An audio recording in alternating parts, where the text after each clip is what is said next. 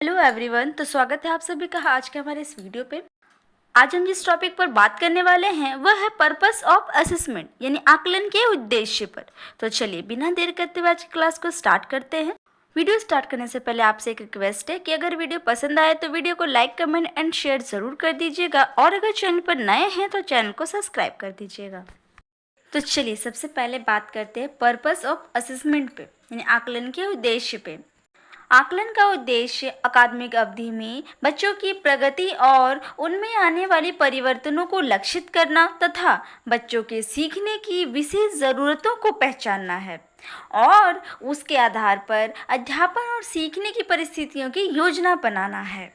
यानी कि आकलन का एक विशेष उद्देश्य यह होता है कि अकादमिक अवधि के दौरान बच्चों में जो भी प्रगति देखने को मिलती है और उन प्रगति के आधार पर बच्चों में जो परिवर्तन आते हैं उन परिवर्तनों को ध्यान में रखा जाता है, उन्हें पहचाना जाता है और साथ ही साथ बच्चों को सीखने के लिए कौन सी चीज़ों की ज़रूरत है उन सभी ज़रूरतों को पहचाना जाता है।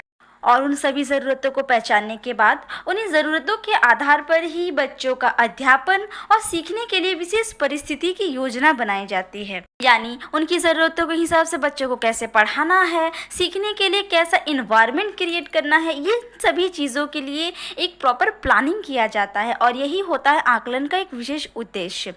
साथ ही आकलन के बहुत सारे उद्देश्य होते हैं, तो इन सभी उद्देश्यों को हम आज बारी बारी से डिस्कस करेंगे। तो चलिए स्टार्ट करते हैं। तो सबसे पहले आकलन के उद्देश्यों को देखते हैं। सबसे पहला है रचनात्मक चिंतन का विकास, दूसरा है परीक्षा के भय को दूर करना, तीसरा है सीखने सिखाने की प्रक्रिया में सुधार करना, चौथा है सतत एवं व्यापक आकलन का प्रयोग, पांचवा है गुणात्मक अभिव्यक्ति पर बल, छठा है शैक्षिक संवाद की स्थापना, सातवां है बालक के सभी पक्षों का विकास करना, आठवां उद्देश्य कक्षा शिक्षण को प्रभावी बनाना, नौवां है शिक्षा व्यवस्था की जांच करना और 10वां उद्देश्य समझ का विकास करना। तो चलिए आगे अब हम इन सभी उद्देश्यों पर बारी बारी से चर्चा करेंगे। तो आकलन का सबसे पहला उद्देश्य है रचनात्मक चिंतन का विकास करना। आकलन का उद्देश्य बालकों में रचनात्मक चिंतन का विकास करना है। रचनावादी उपागम में विद्यार्थियों को स्वयं ज्ञान का निर्माता माना जाता है और आकलन के माध्यम से रचनात्मक का विकास किया जाता है। यहाँ पहले उद्देश्य के नाम से स्पष्ट हो जा रहा है कि इसमें बच्चों के रचनात्मक चिंतन के विकास करने की बात की गई है। ठीक है, क्योंकि आकलन जो है एक रचनावादी उपागम है, ठीक है, जिसमें विद्यार्थी को स्वयं ज्ञान का निर्माता माना गया है। यानी कि यहाँ कहा गया है कि विद्यार्थी जो है अपने ज्ञान का निर्माण स्वयं कर सकते हैं। ठीक है, इसीलिए आकलन का सबसे विशेष उद्देश्य यह हो जाता है कि वह बालकों के मस्तिष्क में रचनात्मक सोच, रचनात्मक चिंतन का विकास करे ताकि बालक जो है किसी भी चीज़ का अपने मस्तिष्क में रचना कर सके। ठीक है, वे रचनात्मक तरीके से सोच सके और इसीलिए आकलन के माध्यम से रचनात्मक का विकास किया जाता है।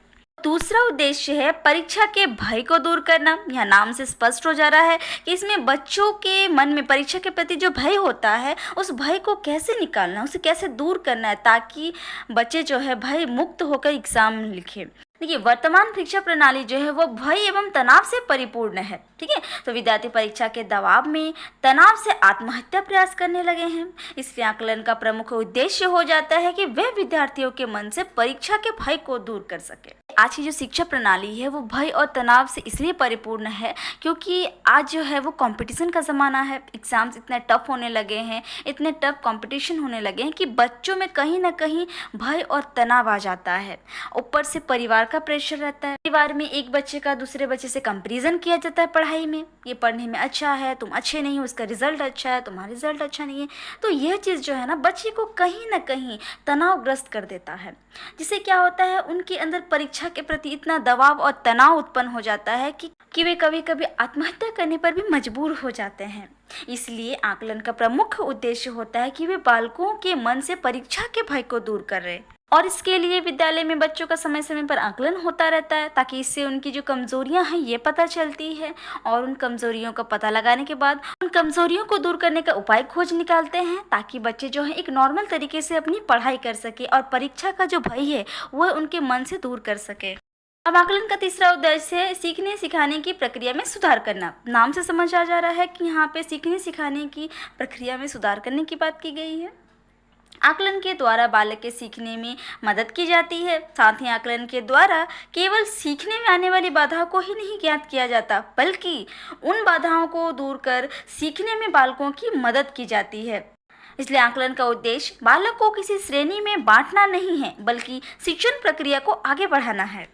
यानी आकलन जो है बालकों को सीखने में तो मदद करती है, साथ ही साथ सीखने के दौरान जो भी बाधाएं उत्पन्न होती है उन सभी बाधाओं का उन्हें एहसास कराती है, उन्हें जानकारी देती है। और इतना ही नहीं, केवल जानकारी ही नहीं देती है, बल्कि उन बाधाओं से कैसे निपटना है, ठीक है, उन बाधाओं को कैसे दूर करना है, यह सीखने में भी उनकी मदद करती है। और आकलन का ये भी उद्देश्य है कि वे सीखने सिखाने की प्रक्रिया में यानी टीचिंग लर्निंग प्रोसेस में जो भी कमियां हैं, जो भी खामियां हैं, इन सभी चीज़ों का पता लगाए और इनमें सुधार करे, ठीक। और साथ ही आकलन का जो उद्देश्य है वो केवल बालकों को श्रेणी में बांटना नहीं होता है, यानी उन्हें अलग अलग कैटेगरी में बांटना नहीं है, बल्कि शिक्षा की जो प्रक्रिया है इस सब प्रक्रिया को आगे बढ़ाना। और इसके लिए सीखने सिखाने की प्रक्रिया में अगर कोई कमी है, इन कमियों को दूर करना, उसे सुधार करना बहुत ज़रूरी होता है। अब आकलन का चौथा उद्देश्य है सतत एवं व्यापक आकलन का प्रयोग। ठीक है, आकलन सतत एवं व्यापक मूल्यांकन पर बल देता है। आकलन का प्रमुख उद्देश्य आकलन के माध्यम से सतत एवं व्यापक मूल्यांकन करना है।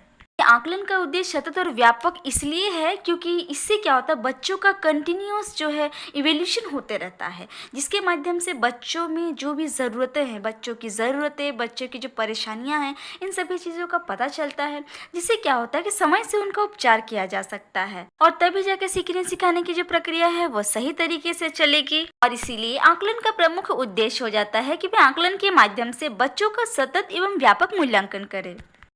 इसमें बालक का किसी विशेष अवधि में आकलन ना कर सतत आकलन करने पर बल दिया जाता है, क्योंकि अगर बच्चों का किसी विशेष अवधि में आकलन किया जाएगा तो इससे क्या होगा कि उनकी समय समय पर होने वाली परेशानियों का पता नहीं चलेगा, और जिससे क्या होगा, उनकी परेशानियों का निवारण नहीं हो पाएगा, और इसका परिणाम यह होगा कि जो शिक्षण की प्रक्रिया है वो सफल नहीं हो पाएगी। और इसीलिए कहा गया है कि बच्चों का जो आकलन है वो किसी विशेष अवधि में ना होकर समय समय पर होता रहे, इसीलिए सतत आकलन पर विशेष बल दिया गया है।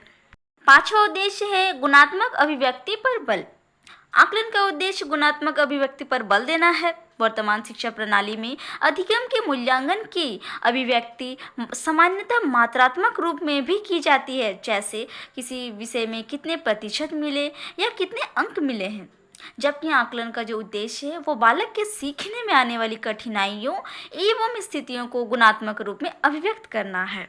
देखिए, आज की जो शिक्षा प्रणाली है ना, इसमें बच्चों का जो मूल्यांकन है वो परीक्षा के रूप में लिया जाता है। परीक्षा के बाद बच्चों को रिजल्ट दिया जाता है जो मात्रात्मक रूप में होता है, जैसे कौन से सब्जेक्ट में कितने परसेंटेज मिले हैं, ठीक है, कितने नंबर्स मिले हैं। लेकिन आकलन का जो उद्देश्य है वो मात्रात्मक ना होकर गुणात्मक होता है, ठीक है, उसकी जो अभिव्यक्ति है वो गुणात्मक होती है, क्योंकि आकलन के द्वारा बच्चों में सीखने में आने वाली कठिनाइयों, उनकी परेशानियों, ठीक है, कौन सी परिस्थितियाँ कैसी हैं, इन सभी चीज़ों का पता चलता है कि इसके द्वारा बच्चों के सीखने की जो प्रक्रिया है उसे सरल बना सके, ताकि बच्चे सभी चीज़ों को अच्छे से सीखें। इसलिए टीचर का जो फीडबैक है कहीं ना कहीं उन्हें मोटिवेट करता है चीज़ों को सीखने के लिए, और इसीलिए आकलन का जो उद्देश्य है वो गुणात्मक अभिव्यक्ति होती है। उद्देश्य है शैक्षिक संवाद की स्थापना। आकलन के माध्यम से बालक की योग्यता, क्षमता एवं सीखने की गति इत्यादि के संबंध में गुणात्मक टिप्पणी की जाती है, और आकलन के माध्यम से बालक की गुणात्मक योग्यता का प्रयोग शैक्षिक संवाद के लिए किया जाता है। यह संवाद पालकों, बालक एवं अन्य शिक्षकों के लिए भी आवश्यक होता है। आकलन के माध्यम से जो है बालक की योग्यता, क्षमता, उनके सीखने की जो गति है, इन सभी के संबंध में उन्हें गुणात्मक टिप्पणी दी जाती है, और साथ ही आकलन के माध्यम से बालक की जो गुणात्मक योग्यता है इसका प्रयोग शैक्षिक संवाद के लिए भी किया जाता है। और ये संवाद जो होता है वो पालकों यानी जो पालन करता होते हैं, साथ ही बालक और अन्य शिक्षकों के लिए ही बहुत आवश्यक हो जाता है। इसीलिए आकलन का उद्देश्य होता है कि शैक्षिक संवाद की स्थापना करें। सातवां उद्देश्य है बालक के सभी पक्षों का आकलन करना। आकलन का उद्देश्य विद्यार्थियों के सभी पक्षों से संबंधित होता है। बालक के केवल विषय संबंधी योग्यता का ही आकलन नहीं किया जाता, बल्कि शारीरिक स्वास्थ्य, नैतिक, सामाजिक, सहकारिता, खेलकूद, संस्कृति इत्यादि इन सभी पक्षों का भी आकलन किया जाता है। अतः आकलन का उद्देश्य बहुपक्षी होता है। कि आकलन का जो उद्देश्य है ना, वो बालक के किसी एक विशेष पक्ष को आंकना नहीं होता है, बल्कि उनके सभी पक्षों को आंकना होता है, जैसे उनके शारीरिक से संबंधित, स्वास्थ्य संबंधी, नैतिक, सामाजिक, सहकारिता, खेलकूद, सांस्कृतिक आदि इन चीज़ों से संबंधित आकलन का जो उद्देश्य होता है वो किसी एक पक्ष में ना होकर बहुपक्षी होता है। का उद्देश्य है कक्षा शिक्षण को प्रभावी बनाना। आकलन का उद्देश्य कक्षा शिक्षण को प्रभावी बनाना है। आकलन जो है कक्षा शिक्षण के दौरान सतत रूप से किया जाता है। आकलन हेतु किसी विशेष अवधि तक रुकने की आवश्यकता नहीं होती, अतः निरंतर किए जाने वाले आकलन के द्वारा बालक की समस्याओं का समाधान कर कक्षा शिक्षण को प्रभावी बनाया जा सकता है। यानी यह कहा जा रहा है कि आकलन का जो उद्देश्य है वो कक्षा के शिक्षण को प्रभावी बनाना है। कि अगर बच्चों का निरंतर आकलन होता रहेगा तो इससे क्या होगा, बच्चों में होने वाली जो भी परेशानियां हैं वह दूर हो जाएंगी। इससे क्या होगा, कक्षा के शिक्षण को प्रभावी बनाया जा सकता है।